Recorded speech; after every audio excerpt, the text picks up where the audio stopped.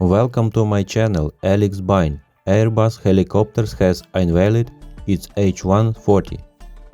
Helicopter raises the bar in the light twin-engine aircraft category in terms of performance, cost efficiency and passenger and crew comfort.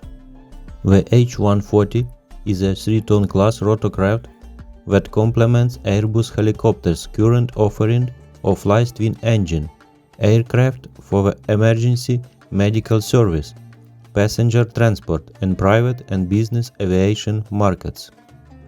The helicopter is scheduled to enter service in 2028 for the emergency medical service segment. Thank you very much for watching. Subscribe to my channel.